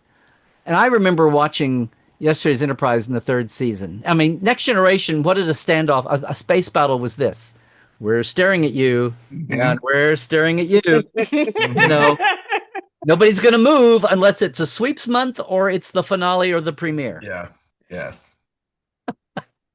So all that stuff they had to contend with and figure it out and get it along. But yeah, these things that over the years, it was sad because we'd have you said your question got in. And I remember this kind of blew my mind up. At one point, somebody said, why are there no Hispanic regulars? And I was like, no, wait a minute. And went, and then it was like, well, this is very sad because about South Asians on Star Trek. Yes. But here's the thing. So look, in Next Generation, Macha Hernandez was supposed to be Macha Hernandez because of casting. Winds up being, well, she's white Russian, because of who they were casting. Okay. Sure. In DS9, the Doctor was supposed to be Julian Amoros, who was going to be South American, Chilean, or Argentinian. Winds up being Arabic is still a nice bit of diversity, but was supposed to be in there's one for Voyager too. Who was it supposed to be? Anyway, it's like and then you go back and go, wait a minute. His original pitch, and now it's been answered in Strange New Worlds. The original Navigator helmsman on Mhm. in the cage was going to be Jose Ortegas, Ortegas, yeah. Oh, who becomes interesting. Jose Tyler, who is just as white as they come, blonde, because he's Dan Durier's son, established Oh, actor, young guy. They hire him. Well, bye Ortega. So that's kind of cool that they brought that name back I for did not Strange know New. that. Yeah. Fascinating. very But cool. Jose Tyler was originally Jose Ortegas. It's like, how many times of all things, does the Hispanic character get wiped out in casting? Not because somebody at some point goes, wait a minute, we don't want a Hispanic character. That doesn't, it's just like they get into the crunch of casting and pulling people in. Yeah. You like who you like, and yeah. Yeah. And that's Sure, that's sure, one thing yeah, yeah. that's really revolutionized. But I'm Mm. sitting here going to scream because I'll think of, and I'm sorry, Belana Torres, her father was Hispanic. Does that count? No, I don't think No. so. She's Yeah. Klingon. She's Klingon. Yeah. She's half Klingon when the story needs it to be half, but otherwise, Exactly. Yes. she's Yes. Klingon. Mm-hmm. Yeah. Mm-hmm. Well, we could go on forever, but there's a list of questions that we ask all of our guests. Uh-oh. And I feel like This is your hazing, by the way. Yes. This is the be fun short. part. So, so I want to get into this before we lose you. Okay. First up, when did you find Star Trek? What was your Star Trek meet cute? My ninth grade science teacher was shocked that I did not know Star Trek and it was reruns after school, and she shamed me into going home that day and starting to watch Star Trek. It's amazing. I love that. And Fun. I watched. love teachers. I knew there was a Saturday morning cartoon, so this made some sense to me at the time. I said, I'm going to watch the Saturday morning cartoon, and if I like that, then I'll watch after school the live action. That makes no sense at That all. was but actually my same gateway. that was my. So I watched one or two, and I went, oh, okay. And by that time, I cannot remember my first episode, but Yeah. Like, wait, but that's so Amazing. wild to me. She's like, "You're a nerd. Why aren't you watching this?" Like, is that how you took it? Like, you don't want to hear the whole like, how do story. you- The whole story was two other. She was a first year teacher. She was all excited about things. This was like in the spring, so we'd been together. There were two girls talking to her. I walked by her desk. They weren't pets. Everybody liked her. And I walked by, and they were kind of giggling and goofing around. And she had a blue Sharpie or a blue pen, and they'd all put blue dots on their foreheads. And I walked by and I go, "What are you all?" Back then I said, "What are you all? The blue dot cleanser man from whatever that brand was?" And they're like, and she said, "No, Larry, we're Hawkins." And I go, "What?" She goes, "No, we're Hawkins." And I go, "What?" And she goes, "We're Hawkins, like on Mirror Mirror." And I'm like, "What?" And she said, I'll never forget this. She goes, "Oh, Larry, don't tell me you don't know Star Trek." And I'm like, that's the space show with the guy with the ears, right? And she was like, "Go home today and start watching this. 4 o'clock, Channel 5. That is amazing. She created I a love monster. Oh, Larry. Well, we'd been through, like, it was like the seventh or eighth, it was spring. Yeah. No, but We'd all I been- love that. I Yeah. love the fact that, like, but that's the chance encounter. If you had never Right. like think about, like, anyway, go ahead, Mike Jones. Sorry. It's your Maybe tapestry I would moment. have maybe I would have come to it eventually, but that's it. Next question. That was pretty easy. Okay. I know. But wait, if you there's could more. have dinner, if you could have dinner with three characters, the characters, not the actors, who would they be and why? Oh, well, my old answer was always McCoy. Mm-hmm. Who you embodied wonderfully in the fan film. Oh, thank you. You're being very kind. That was a little bit under, not duress, but I was working on stellar cartography all night while I was doing that in the day. Oh my God. Yeah. Wow. Of all the characters, because the other person I would love to have across space and time, I'd love to have dinner with Gene Coon, but that's not going to happen. Mm. The brow is so furrowed. I love the care. You guys, I'm not big on listicles, and I'm not big on these top five. I hate. You do what you want to do, rest of world. I'm a definite minority on this one, but I hate those. But that's the thing. It's a dinner. It's not your top favorite characters. No. I know. Just Just to have for dinner. Just to have for dinner. This is different than saying favorite series, favorite episode, favorite this, and this. Mm-hmm. And you do this for everybody. Me too. but separating it from the actors, and there's so many We've good broken him. recurring guest actors too. No. We've literally broken him. You have. I said these listicle things. Okay, just say something, Larry. Part of what's hard is so many of the actors I know, or at least know kind of ish, or at Of least watch course. them in their everyday life and watch their Yeah. Instagram fly by and everything. It's hard to separate. There's lots of creatives that I would have this on the list, but the actors, who cares about them? No, the characters, and all the shippers are dropping their teeth now when I say that. Characters. Okay. Uh, uh, Tom Paris. Okay. Okay. You guys, I'm hurting as I say this because it could literally be like I would just I would spin a wheel here almost. But I'm trying to think at least by series ish. What'd you say, 5 or 3 or what? No, just Three. 3. Oh, 3. Okay. You're mostly there. I'm mostly there. Right. On. He's running down. He's to the 40. He's to the 50. He's to the 30. He skipped the 40. It feels like something on DS9. Come on, who's a recurring on DS9 that I feel like 90% of all Niners, if you were to say, name your favorite dinner guest who's a recurring on Deep Space Nine, they're going to say Garrick. Yeah, that's true. That's true. Don't you think that is like what everyone is going to say? But DS9 also has like specifically a 47 different, recurring characters. Oh my God. They do. You might just have to give you painful. Ducat. I don't. Odo. Oh no. Okay, Odo. And now if you ask me why, I'll say, I don't know. I'll change No, it. there's no why. No, These are we've irrational got a answers. constable. We've got a doctor. Because you said See, McCoy, you're going right? analytical McCoy. here. So okay. Absolutely. No, listen, some people go like they're like who they want to talk like good conversation. Like some people are like, oh, I want to talk to Worf about his life, and how would that conversation go with Jadzia and that type of thing. But I love that we broke you, and that You did. I'm That's telling by you, far the hardest question. when you go down is, this it is, kind of it a is. path, when you go, Larry, what's your favorite this or your, unless it's Oh, like no. something that I think about, which is would never say 90% of favorite. the time not. Yeah. Okay. Well then, good job. Okay. Okay, Mike don't Jones. remember- What the problem is I never really grew out of the original series in fandom.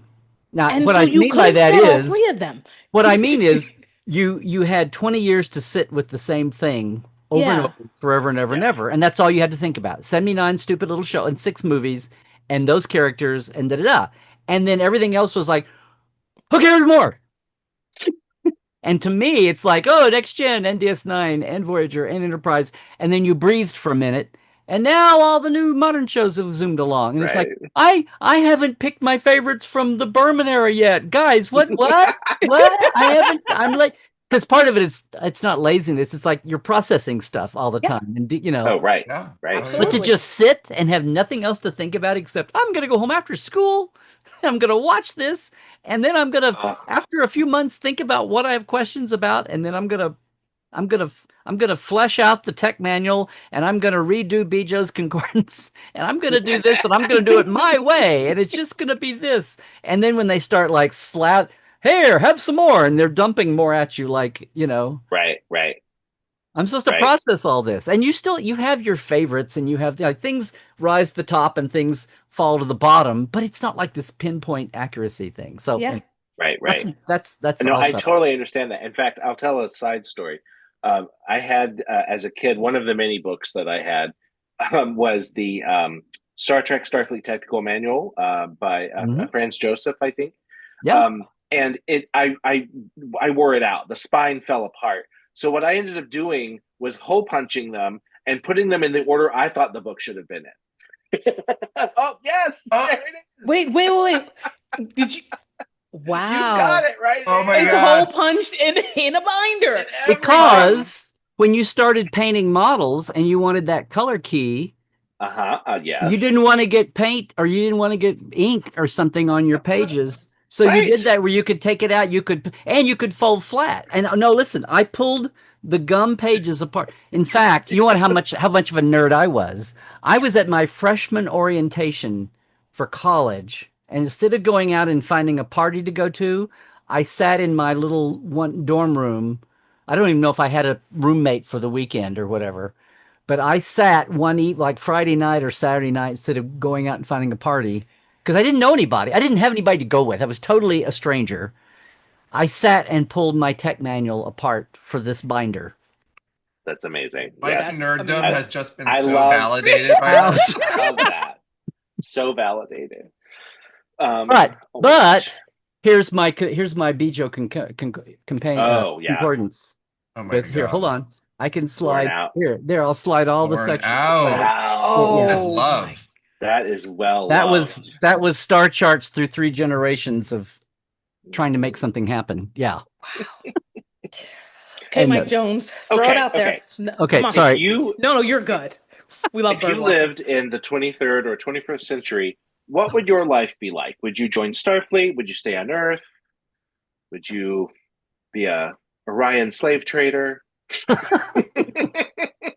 I think I could do without the slave trading, which apparently had died out by the 2250.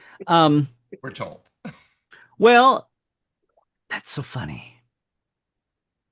Since almost every field, like if Marla MacGyver's can be a historian, and if Whalen, in The Big Goodbye, Whalen, they have a literature historian as part of the Enterprise crew. Never know when you Larry need one. Nemecek, we know what he's never doing. know. He's a historian. He's found his job. I'm going to say, now, in the 24th century, on one hand, has carpet on the walls. Yeah. Technology unchained with families, but at the same time, they're going further, and they're the ones that hit the Borg, and everything else. So I wouldn't no, I couldn't stay on Earth by then. Yeah. Earth would have been too old and pat and whatever. Okay. I don't know if I He's would in the go to the stars. far frontier. So I would maybe. You don't have to think about Starfleet would have a pension because they have no money. So Right.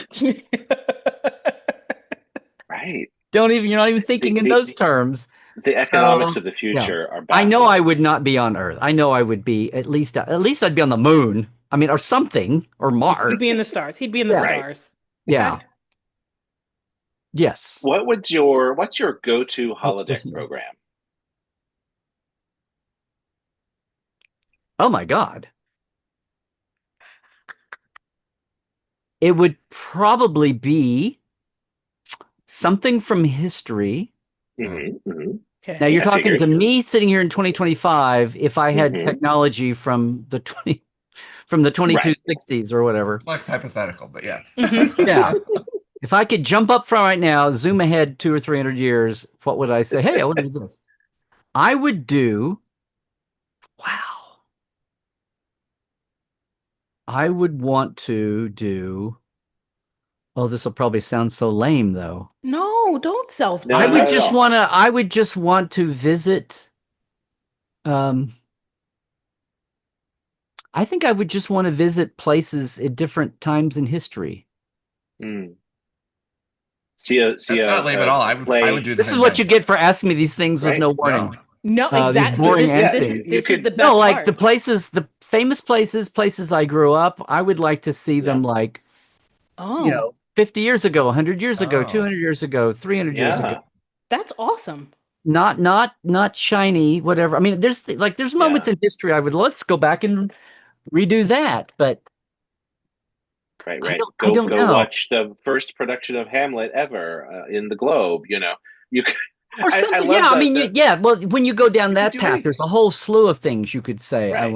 I want to be there. It's almost like I don't know. This is funny. It's almost like what's the show they did on Saturday morning? Walter Cronkite did it in D. Not See It Now. That was, You Are There. Remember? It's okay. Yeah. It's December 12th. It's December 7th, 1941, Pearl Harbor, Hawaii, and you are there. And they would, it would be something. Although I'm not talking about I want to see Pearl Harbor again, be there. I'm just saying that was a show they did, and Yeah. But he's like, not me. I don't That's want to go. amazing. I'm just no. saying. I don't know that I have the stomach to. Now, if I've got the holodeck safeties on, Right. Well, Yes, those never safeties work. are- We know that. Yeah. That does never work. you better check. You better have a safety on the safety. Yeah. That is correct. redundancies. I think that's Okay. what I would do. I think I would just want like the world's biggest historical reference database thing for tiny little particular things and That's just awesome. That's the I first love time it. we've ever had that answer. I think Go ahead. Yeah. I think Yeah. Like a time machine. Okay, we call this rapid fire, but no pressure. it made it worse. No, I'm kidding. Right. Crusher or Pulaski? What are we like You're a favorite picking. character or Uh-huh. what? You're picking Crusher or Pulaski. Like Oh, who's your Crusher. doctor? I Okay. don't dislike Pulaski, but it's like I don't I know. don't either. Okay, fine. We're Rapid Pulaski fire. fans I mean, I here. guess We love both. yeah, rapid fire. I think love it's both. hysterical how the whole Pulaski comeback has happened. I'm all for it. Yes. But love you're it. asking me. Are you doing Klingon Tai Chi with Worf or yoga with Beverly Indiana in a leotard? There's no third. Okay. There's no third.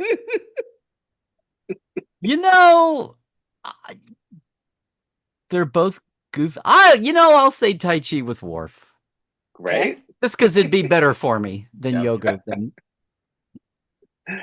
Do you prefer tea, Earl Grey, hot, or coffee, black?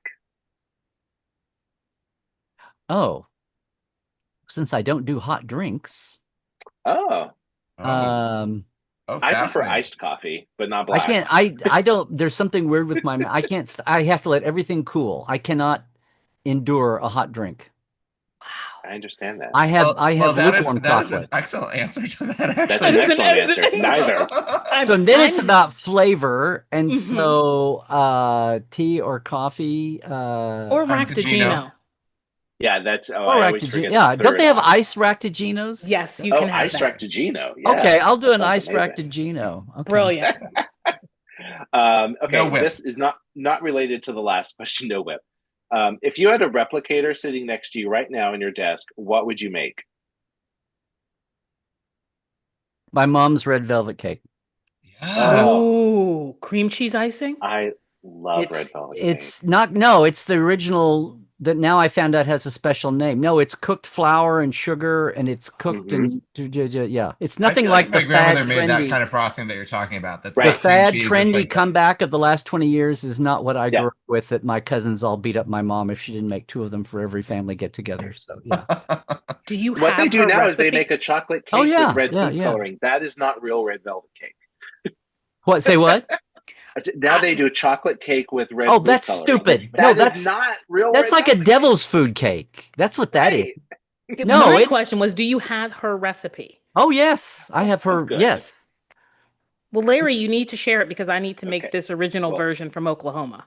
We'll be Yeah. over tomorrow. It's so funny because it's almost like whenever anybody sees something Star Trek out in the real world who's not a fan but they know you are, and they send you a picture or they send you a story, Yeah. all and you're the like, time. yeah, yeah, that's like 3 years old or something. But Oh, thank you. yeah. You don't want My to. You don't want to worst- discourage them. You My know. mom sends me posters that say "May the Force be with you," and I'm just like, Oh. thank you, Mom. Love you. So it was like people have been. Oh, this is stupid. Why am I even trying? I have them scanned and put away, but nothing I can get too fast. I will send it to you. I'll send you a scan in her writing. Oh that yes. I have of her card, her recipe card. Yeah. I'm gonna make That's it. Just know, very special. Damazon will know that I will bring it. Because to here's the office. thing: it's a whole bottle of red food color goes for the 2 layers. Great. Mm. And then what you do is at holidays, at Christmas, she would make 2. She had to make 2 because we got tired of. She'd make 1, and then they would be gone at both families, and we'd have nothing. So it was like make 1 to keep here, and then 1 goes away.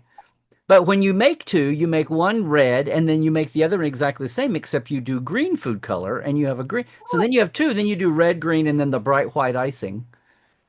And on 4th of July, sometimes she would do a blue, and we'd have a red, white, and blue with the white, whatever. But All right. it was you better believe it was my groom's cake. She made it in a heart shape, Yes. but that was my groom's cake, and I got 1 piece because it was like it was gone by the time I went through the line. I got my 1 piece. That's great. Yeah, our wedding cake was red velvet. I love it. Okay. Yeah. Let's I'm sorry if see. it was a fake red velvet though, but it's okay. It's okay. You know what? It's fine. It was still delicious. Of course it was. Yeah. I'm being weird. Okay. Who's making your drink? In terms of Star Trek bartenders, Quark or Guinan? I think Quark. Okay. Yeah. Yeah. He won't serve you root beer. That's fine. Okay. This one is controversial. Root beer smells. Okay. This one. Okay. I'm just gonna say it. Are you Team Tasha or Team Armus? Wow. I'm Team Tasha. We got some. There's some haters out there, Larry. Who says Team Armas? Hello, me. I do all day long. Yeah, this is a point of contention. We fight this fight on the long term. What are you thinking? The whole Tuvix thing has gotten old, so you're going to start something here? No, I am this team is destroy. This is something that we discovered in the fact that Mike and I being lifelong Trekkies and Lenita being an adult convert, that Tasha Yar is a character that we perceived very differently depending on when we encountered her. Being two young gay boys in very far apart places separately, found ourselves like identifying with this sort of female action hero. Right. And Lenita in the 2010s, right? Yeah. Encountered Tasha Yar and was like, do better. this is a poorly written character. I mean, granted, we all know it's not her fault. In the first season. Blah blah. Yeah, okay. All the things. Blah blah blah. Not her fault. They wrote her. This is what I got to work with. Goodbye. Thank you. Moving on. You sound like understanding people the first season when Will would get booed for Wesley. Oh, because he was an annoying child.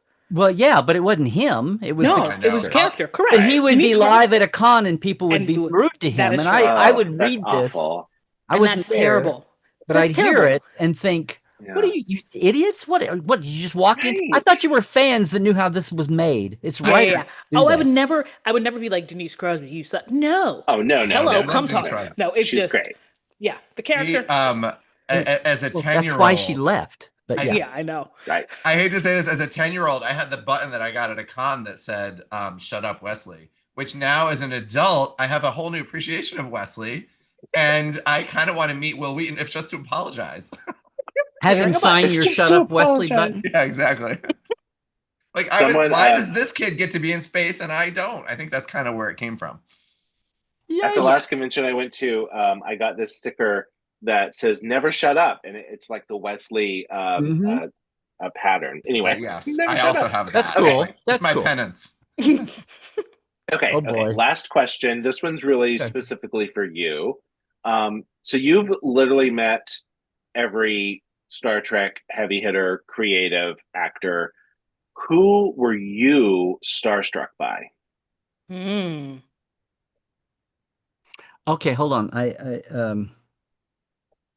Well, Gene. Obviously. It was just a very 5-minute thing. I'm curious, could you tell us that story real quick? Like, you meeting Gene, you were young, you said. So I was I had done my homemade concordances the first couple of seasons. Oh, I was in my 20s. Okay, yeah.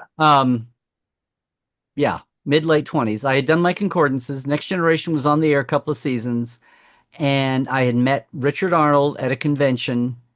Oh, well, no. I had met him, invited him to come to ThunderCon because he would be amazing and cheap. And at the same time, I went through that, and it says, "Oh, and by the way, here's the concordance I'm doing, blah blah blah."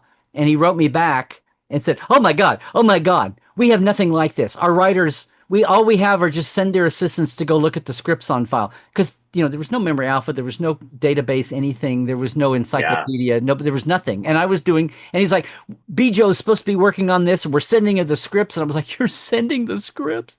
It's like, like what I could do if I just had the scripts, how much faster this would be. But he was like, "This is amazing. I'm going to make copies. Of course, you don't own this because it's blah, blah, blah, blah, blah, but I'm going to make copies of this, and all our writers will love this, and this is amazing." And he went on, and at the bottom, he's like, "Oh yeah, I'll come to your con." And then after that, I was like gonna go visit somebody I knew in LA, and I had not come to California yet, really. This is the second trip, and I flew in and stayed near him. But then at one point I said, "Okay, Richard," and so I was going to get a set visit and a set, so he did me a drive on, and I parked on the lot and met him, and gave me a little bit of a tour and walked over the stages. They were shooting the bridge scenes for Who Watches the Watchers, and I'll never forget that. And Patrick came over, and there were three in the little group. There was like a young guy in Patrick's theater for urban kids class, and the station manager from the Milwaukee station that ran Next Generation, and me. And Patrick came over and talked to all three of us. And but when we were back in the Hart building, Richard said, "This is Larry Nemecek. He's from Oklahoma." And whoever he was, some assistant, and they were like, "Yeah, sure. Somebody else Richard's giving a tour to." And then Richard said, "This is the guy that does the book that is like the concordance." And they were like, oh my God, you have saved my butt. You have saved my ass so many times. Oh my God. Like, I just thought this fell out of the sky on us. And it's, oh my God. And I was like, oh, okay. And Richard goes, do you want to meet Gene? Like, I'm going to say no. But the thing is, they had and this is before cameras and cell phones, right? Mm-hmm. All the signs said, "No cameras on the lot, no cameras on the lot." So I didn't want to get yelled at. So I didn't know then what that meant was don't walk around on the lot with your camera hanging off like a, like a tourist. Yeah. Yeah. Put it in your bag, get where you're going, then get your camera out and do it. I didn't know that then. And so anyway, I met Gene. He thanked me for doing the thing they were doing. I said, "Well, my gosh, thank you for all the years." And we talked for like 2 or 3 minutes, and then we went out. No camera, no. It's only up here in my mind. No, it was just for you. I always say that when there's not a camera, I was like, that was just for us. Like it's just for you and Gene. Just for you and Gene. Yeah. And I guess really cool. Richard's standing over there, and now he's gone. So. Yeah. Wow. That's amazing. I'm trying to. The first times, I want to say maybe D, but I don't. I was more like internally in shock to finally meet people more than the babbly kind of fan. I wasn't a blah blah blah, but internally I was like, okay, this is gonna happen. Okay. Okay, it happened. Who do I tell? Who do I tell first? Call my wife. Yeah. I'll sit on that. Okay. Well, thank you so much for having been so generous with your time. Oh, we went a little over. Okay. No, there's no over for us. Not for us. We always are respectful of our guests. Prisoner all night because we'll keep talking. Like this we always not say, an episode of the Trek Files. John giving me the wrap it up. But we're talking to Gene Coon's ghost. I don't care. Wrap it up.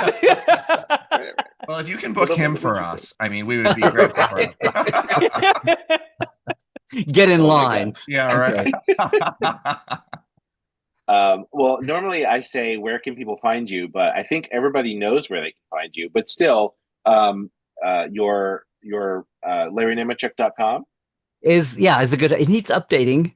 But yeah, so the Trek Files, everywhere. Tuesdays Live, Trekland Tuesdays Live is my live show. My YouTube channel. I didn't do a YouTube channel to promote it, so everybody please go like and subscribe and do that. But I do Second Opinion when there's fresh Trek, Second Opinion with Dr. Trek, and my cadet Alice with my granddaughter Alice watches with Dr. Trek Watch Prodigy is all there. And I just did a thing on Star Trek Day. I went to the screening in LA, and it was in Culver City, and I went over by the stages in the old 40 acres lot and stood on now it's industrial warehouses, but the lot where the location stuff was from Mayberry and all of that they used on Star Trek. Yeah. Oh, cool. Anyway, so my YouTube channel, but yeah, Portal 47 is the backstage package with guests and people that you never hear from, that all the eras and all the creatives of all the fields and our community and roundtable and stuff from my archives is Portal 47 and the Trek tours that we do, day tours.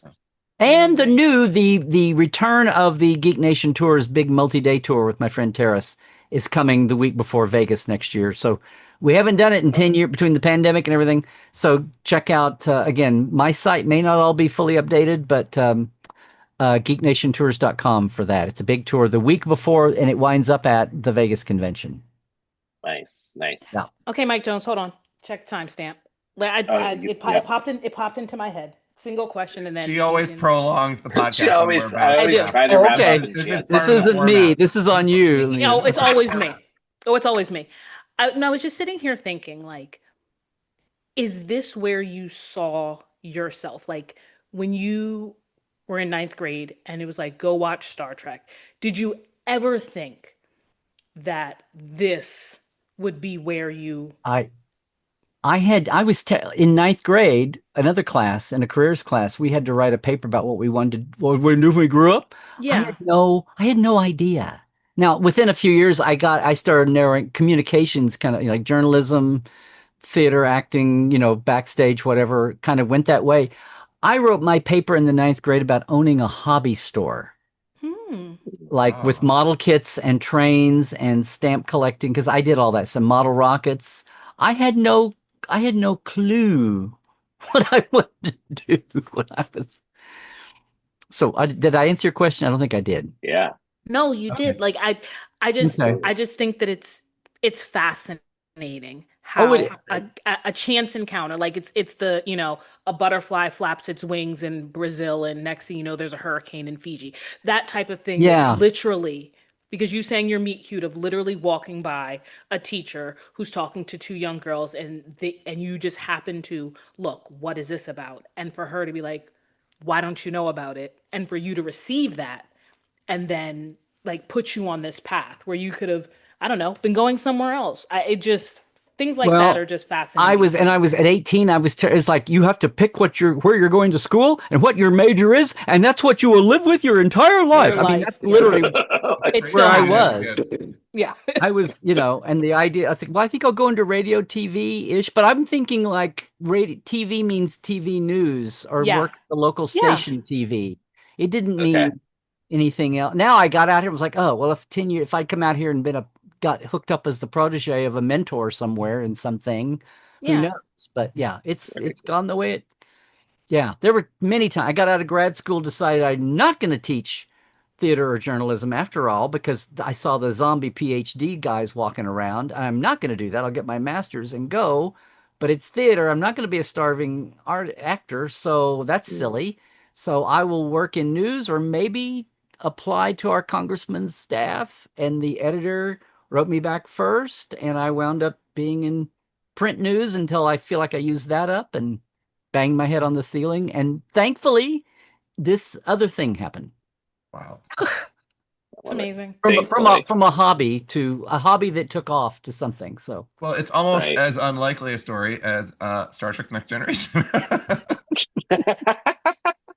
Yeah. Kismet. Yeah. All right. I think that's a good note to wrap up on. It did a lot better than Bonanza the Next Generation. Yeah. Which was that same time. Yeah. Oh my gosh. We go look that up. Yeah, absolutely. Again, thank you, Larry, for being generous with your time and joining us today. This has been amazing and really just a highlight for us. I'd like to thank Damien and Lenita, as always, for being such wonderful co-hosts. And thank you, listener, for downloading us. Make sure you give us a 5-star review, like and subscribe. We are Hailing Freak Open on all the socials and hailingfrequenciesopen.com. And with that, I will say, Hailing Frequencies closed. Trek well, everybody. No goodbyes. Just good memories. Hailing frequencies closed, sir.